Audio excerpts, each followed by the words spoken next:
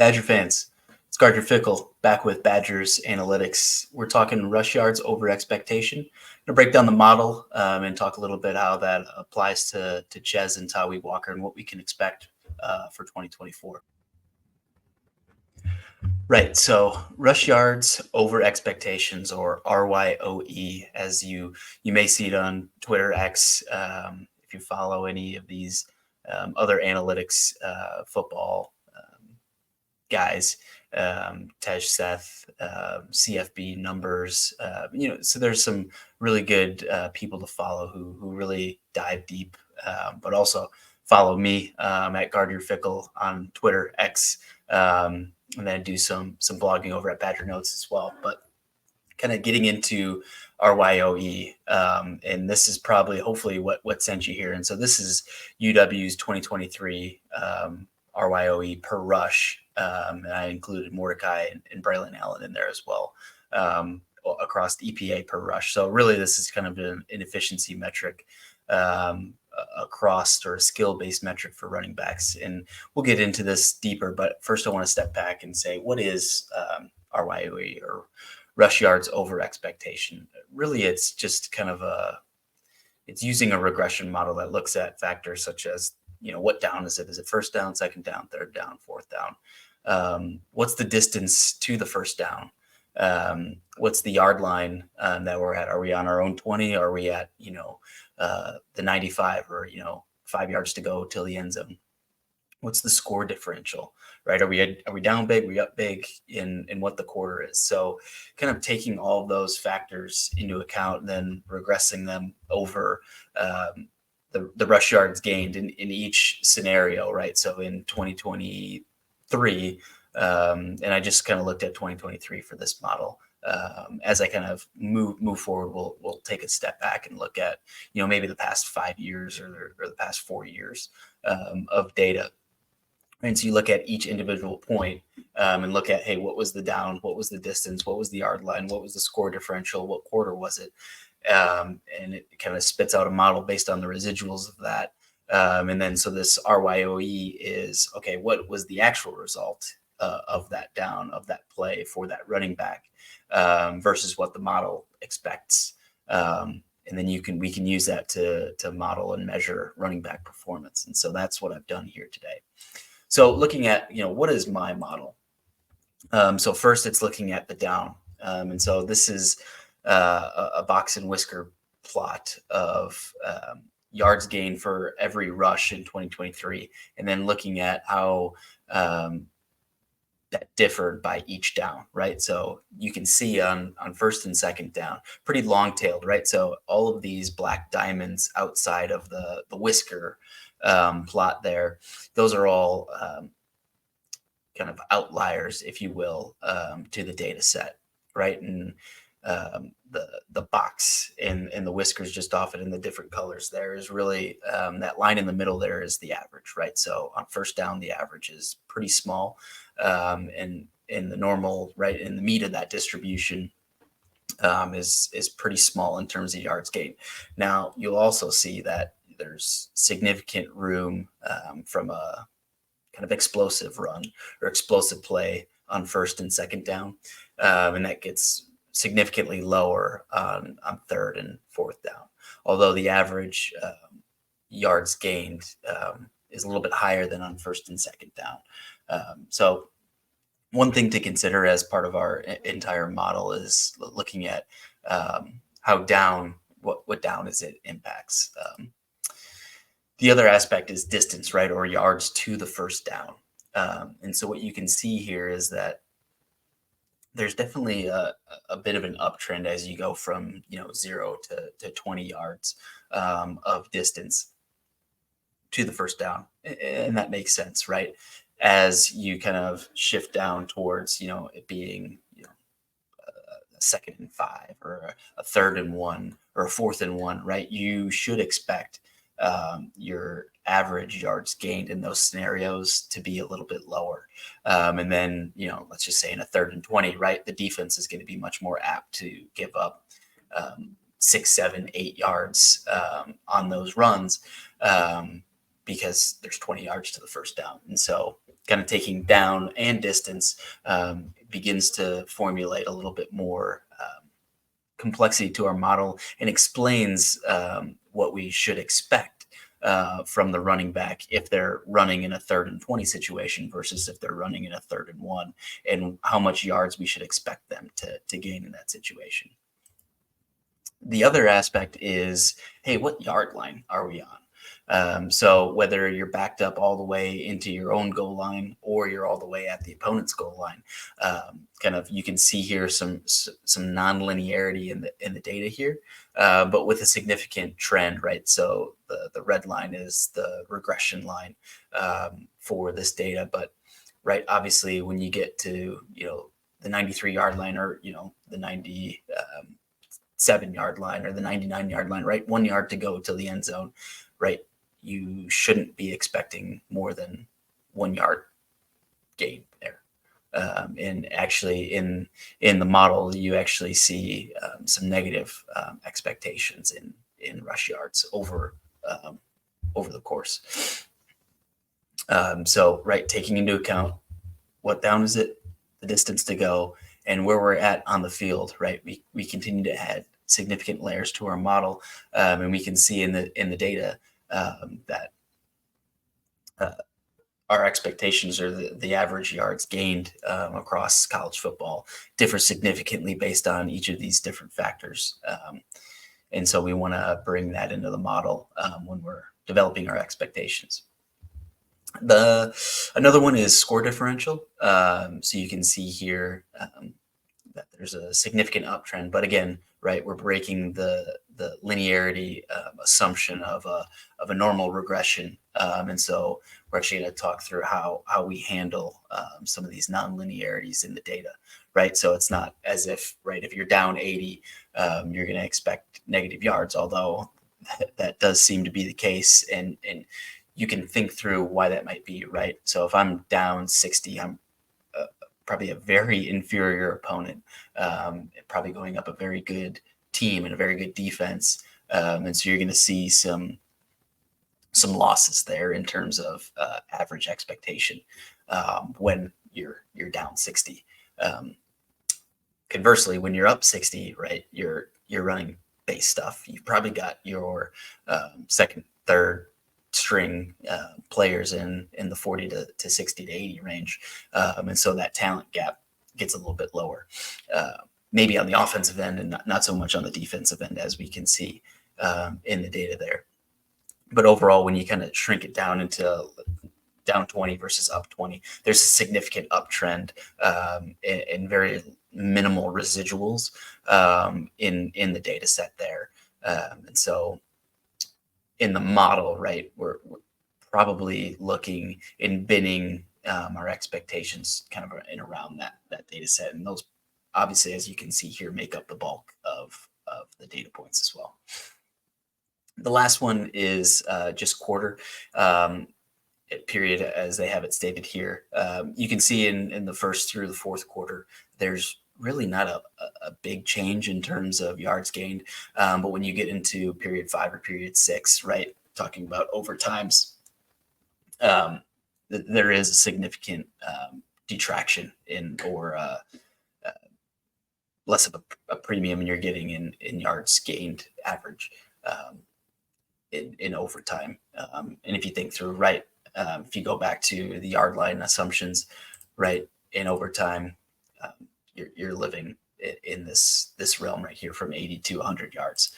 So you should expect to see your yards gained average lower, just because, even if you have an explosive run, you're not going to generate,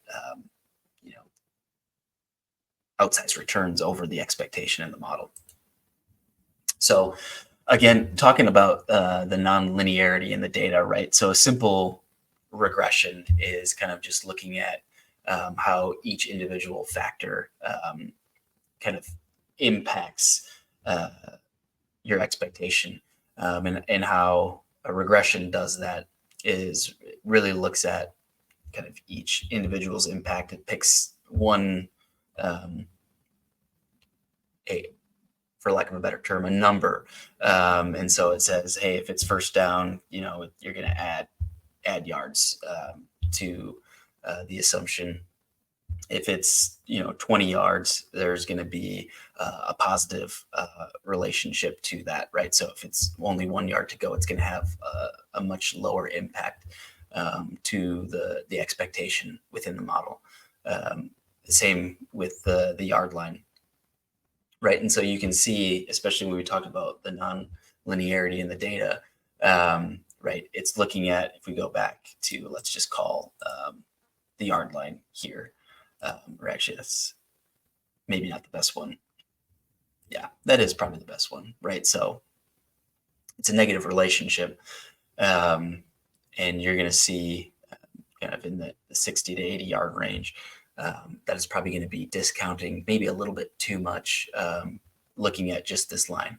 But if you're, kind of using some more advanced models, you can kind of say, okay, it looks like it's at this 80 yard line is really the cutoff where you start to see the yards gained average really act differently than from 10 yards to 80 yards in the model. So that's probably the best one where we're going to get some nonlinearity.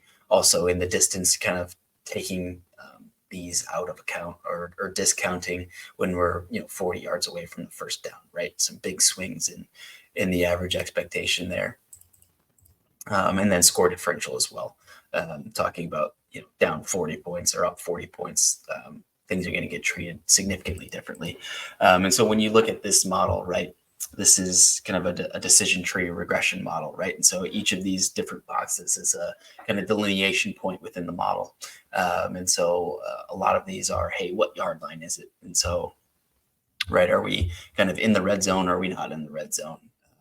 And then if we're in the red zone, hey, what's the down? What's the distance? And these are each of these boxes here in orange, and kind of are kind of trees, and then we've got leaves off of those trees that kind of break down the data set into different components. And then each of those leaves at the base of this tree model has, okay, all the data flows into that point in the tree. And then like a regression model, right, it assigns, hey, for all of the runs that fell into this bucket, hey, we should expect X, let's just call it 2.2 yards. And then all the way on the other side of the model, right, going through all the different trees, let's say at that point, we should expect 4.5 yards for that model. And so that's how it's kind of spinning each of these different components up. And so that's really the model, is taking each of the components down, distance, yard line, quarter, difference in score, and kind of getting an expectation of what we should expect. And then we kind of take that model and apply it to each specific data point, and then take what actually happened minus that data point, and then you can get rush yards over expectation for that particular model. We sum all that up, divide it by all of the carries for that individual, and then you get this plot, right? So it's your rush yards over expectation per rush is what we have here. And so obviously Ches was our best runner over expectation, right? So given all those different factors, he was about 0.9 yards above what you would expect per rush in those situations, right? So he's gaining almost a yard over expectation, or above like the average running back. Braylon was also very good at about half a yard over expectation across, and Tanner Mordecai was about quarter of a yard over expectation, and a lot of that is a testament to how good he was with his legs, and that added dimension that he added to the quarterback position for the Badgers is something that we haven't seen in quite a while, and that may actually be a fun little side project, is to look at, over the past 6, 7, 10 years, what does that look like for Wisconsin running backs, and where did he land across that group? and really just kind of highlight, although he didn't live up to the expectations in the passing game, and we can dive into all the different factors that influence that. But from a using his legs wise, Mordecai was very good. Not near the excellent rushing quarterbacks or dual threat quarterbacks in college football, but very good. So we'll leave it at that. The other piece to analyze is Tawi Walker and kind of what bringing him into that running back room is going to do for us. And you kind of juxtapose that with where Jackson Aker and Cade Yakimelli was. So Aker you can't really see, but that's about negative 0.64, right? So he lost over half a yard versus the expectation.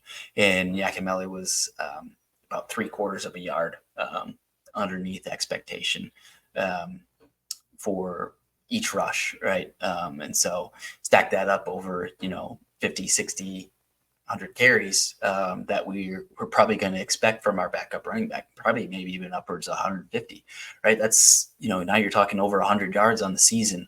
That's big implications, significant implications to the offense. And so bringing in Toby Walker, who was a little bit below replacement from a rush yards over expectation perspective, was actually significantly above EPA per rush, right? So he was good in the moments that mattered most, and saw outsized returns from an EPA standpoint.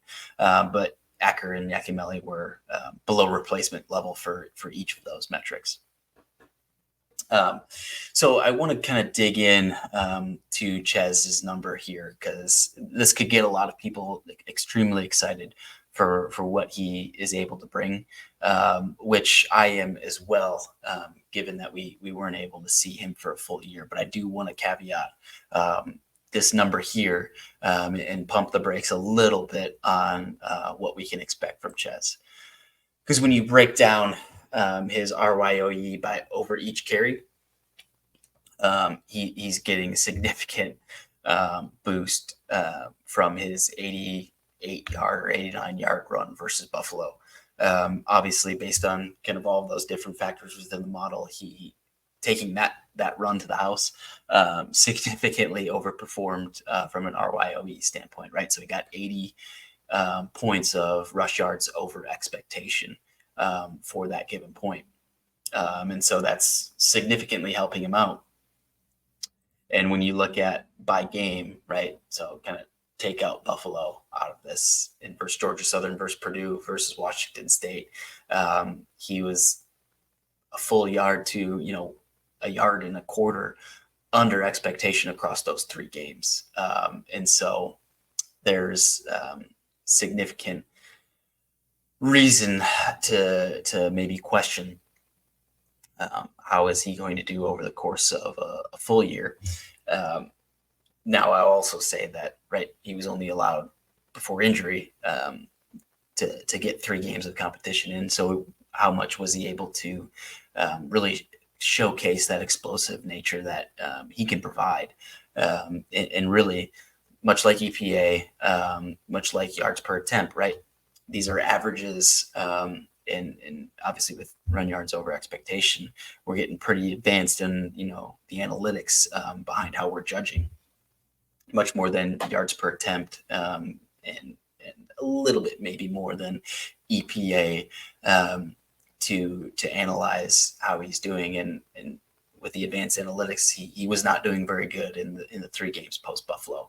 And really, when you look at how did he do in Buffalo outside of that rush, well, not very good. So it'll be interesting to see Chez and how he develops over the course of 2024, being kind of the feature back again, and in this new offense that hopefully should be clicking very well. And then last, just kind of want to close it out with Toby Walker. So his West Virginia game, he got from the data set that I had, 1 carry and lost yards on the play when he was expected to get 5 or 6 yards. So lost a significant amount of RYOE on that particular play. Started off the year pretty hot against Arkansas State and SMU, and then kind of lost a significant amount of RYOE across Cincinnati, Iowa State, and Texas games. Yeah, pretty much 2 yards under expectation per run across those games. So not very, very good performance at all. Then bounce back in the Kansas and Oklahoma State games, generating a yard to 2 yards of yards over expectation. So really good results there.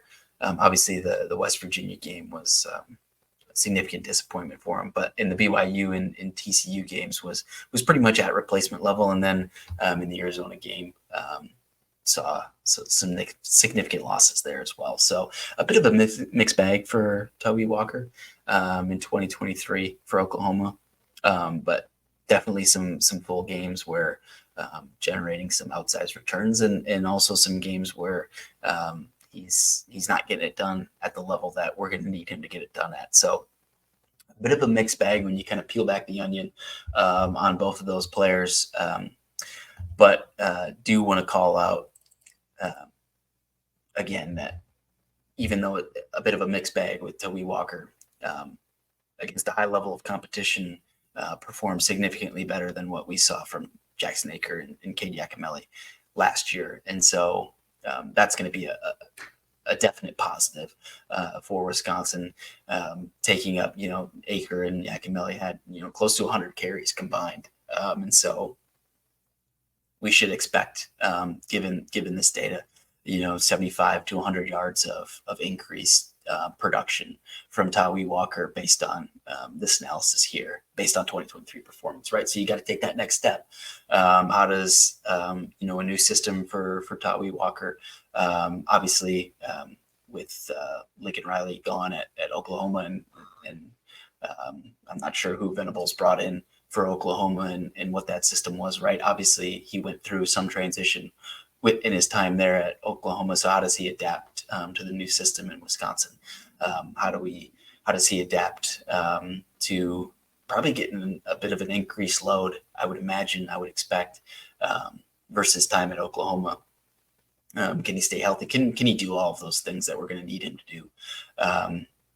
Based on his performance in 2023, we should expect significant performance bump from where we saw, the production from Aker and Yakimelli.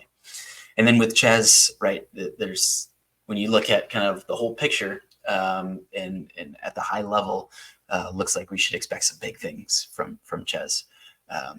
Take out that one big play that's really juicing these numbers for him. It maybe tells a bit of a different story for Ches. I don't necessarily think that's the case. I think he was very limited in his role and his opportunities throughout 2023, and really showed some pretty strong explosiveness, obviously with the 80-yard plus touchdown run, showcasing that significantly. But doing that once every 4 games, I mean, that's gonna be an explosive addition to our offense that we didn't really have last year, for all of Braylon's great play. And make no mistake about it, with the amount of carries that Braylon had, over 175 carries, to be generating, half a yard above expectation across all of those is very good, right? And there's a reason he was drafted in the NFL, a very, very good running back. Now, this would say that Ches is maybe even better from a rush yards over expectation standpoint. We'll see, and we'll be tracking this across the season.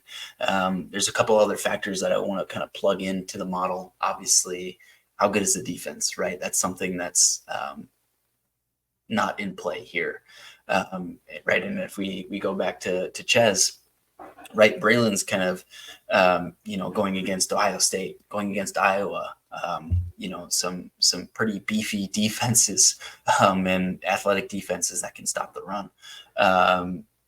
Ches, maybe not so much in this data. Buffalo, Georgia Southern, Purdue, Washington State. Some not very good run defenses, and against some not very good run defenses didn't perform very well when you're talking about Georgia Southern, Purdue, and Washington State. So definitely a mixed bag with Ches. And while this may be a little catchy to look at to see at 0.9, I did want to kind of dive in deeper and talk through Ches's results a little bit more deeply, because that 0.9 above expectation across 2023 is maybe a bit misleading. But nonetheless, he does have that explosiveness. He does have more explosiveness than Braylon Allen or Tawee Walker, and we're going to need that aspect for our rush offense. Take a little bit of the pressure off of Tyler Van Dyke and that wide receiving core. Get some huge explosive runs.